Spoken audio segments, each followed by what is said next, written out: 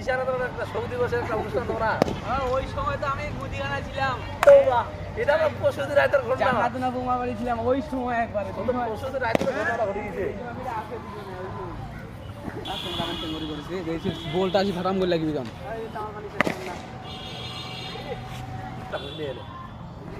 যাইছি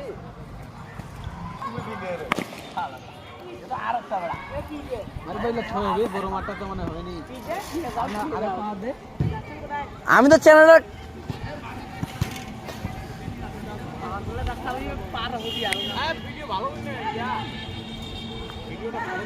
হ্যাঁ ভালো হচ্ছে ইংলিশ ডায়লগ দে।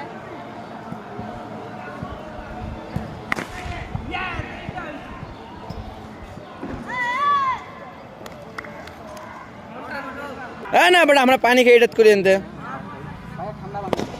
ও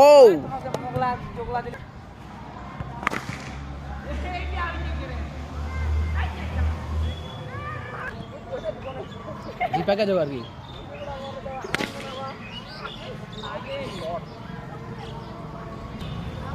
দর্শকরা ভুয়া ভুয়া বলতেছে।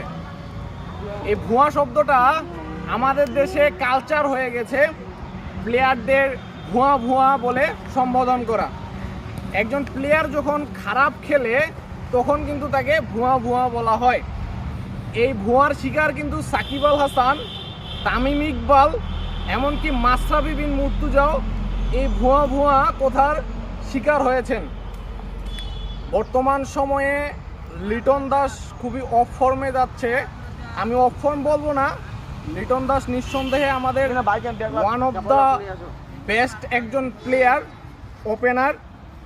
এখন নাজমুল হোসেন শান্তর যে দায়িত্ব সেটা হচ্ছে, দর্শকরা কিন্তু তোমার লিটন দাসকে ভুয়া ভুয়া বলতেছে, এটা একবারই কাম্য নয়।